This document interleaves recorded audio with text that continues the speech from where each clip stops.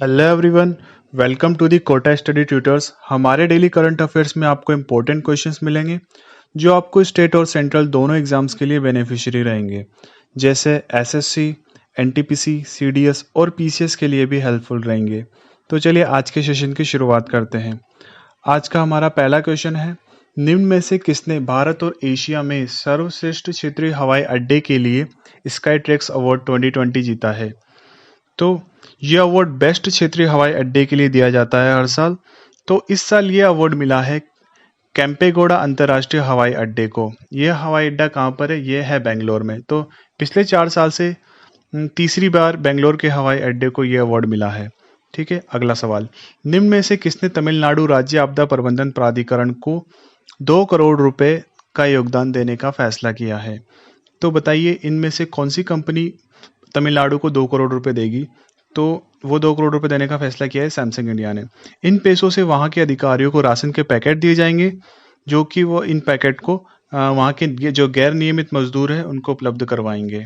ठीक है, तो हमारा अगला सवाल ये रहा, निम्न में से किसने BIRAC से कोविड-19 अनुसंधान पर एक परियोजना हासिल की है, जो कि RT-PCR और माइक्रो इलेक्ट्रोड सारणी युग्मित point of care opto electronic उपकरण पर लगी एक कम लागत वाली पोर्टेबल माइक्रोफ्लूडिक्स विकसित करेगा? तो बताइए इन चारों में से कौन सी यूनिवर्सिटी को प्रोजेक्ट मिला है BIRAC द्वारा? तो यहाँ पर वो प्रोजेक्ट मिला है जवाहरलाल नेहरू यूनिवर्सिटी को।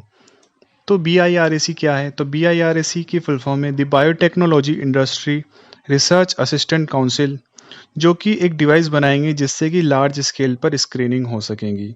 तो कौन सी यूनिवर्सिटी को ये प्रोजेक्ट मिला है? जवाहरलाल नेहरू विश्वविद्यालय को। ठीक है, हमारा अगला सवाल, मई 2020 में किस राज्य ने स्वास्थ्य सचिव विवेक कुमार को पर्यावरण विभाग में स्थानांतरित किया है?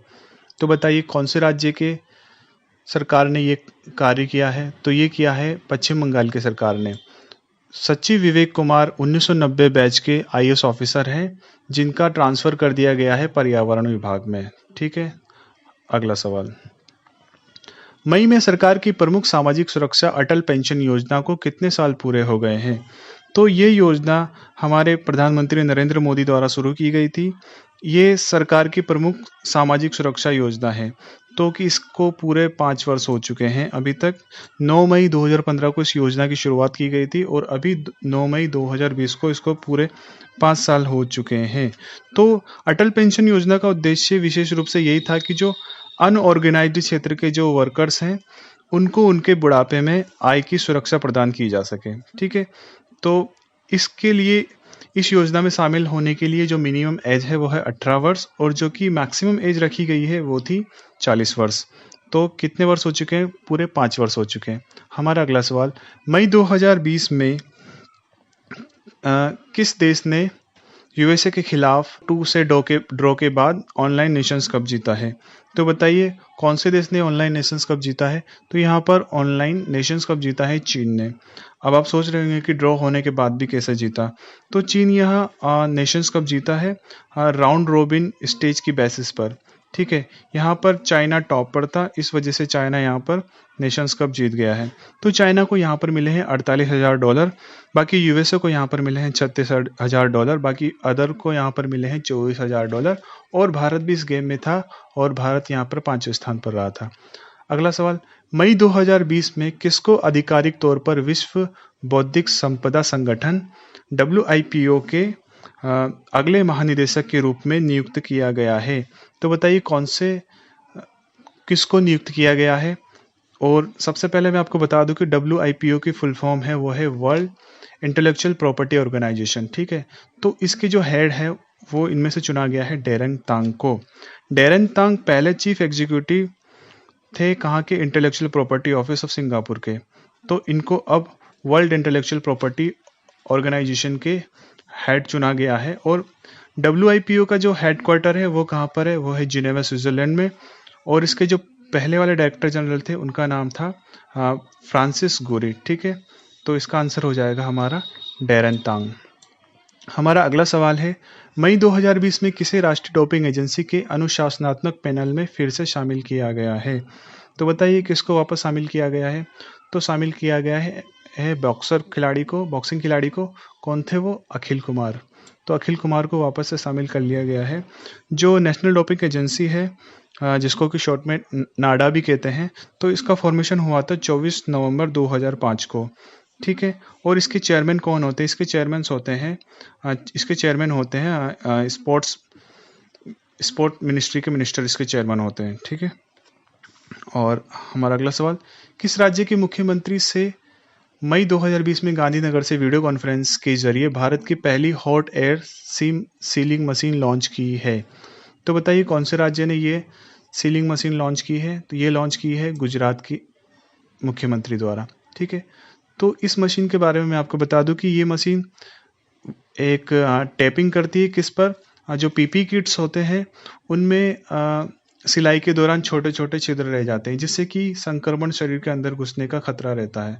किसके माध्यम से? हवा और पानी के माध्यम से। तो ये मशीन उन छिद्रों को कवर कर देंगी एक टेप के माध्यम से, जिससे कि हवा और पानी अंदर नहीं जा पाएंगे और संक्रमण से बचा जा सकेगा। ठीक है। अगला सवाल है कि मनमीत सिंह वालिया का मई 2020 में निधन हो गया। वो निम्नलिखित में से किस खेल से संबंधित थे? तो मनमीत सिंह वालिया संबंधित थे टेबल टेनिस से। ठीक है। हमारा अगला सवाल, किस मंत्रालय ने चैंपियंस पोर्टल www.champions.gov.in लॉन्च किया है? तो बताइए किस मंत्रालय द्वारा ये लॉन्च किया गया है? ये लॉन्च किया गया है केंद्रीय एमएसएमई मंत्रालय द्वारा। तो हमारे केंद्रीय मंत्री नितिन गडकरी द्वारा इसको लॉन्च किया गया है पोर्टल को। और चैंपियंस की फुल फॉर्म मैं आपको बता दूं, चैंपियंस की फुल फॉर्म है creation and harmonious application of modern processes for increasing the output and national strength. ठीक है। तो इसकी फुल फॉर्म है।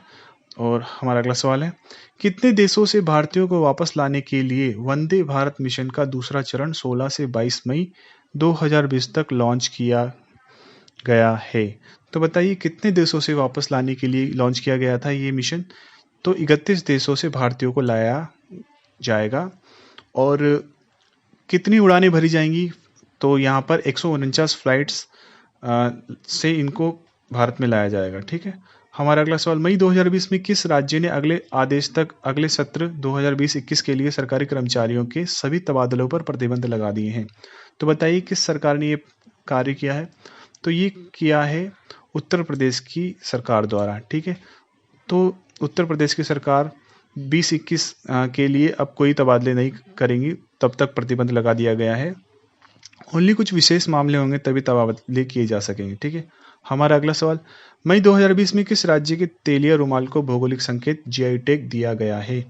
तो बताइए किस राज्य के तेलिया रुमाल को दिया गया है? ये दिया गया है तेलंगाना के तेलिया रुमाल को। ठीक है।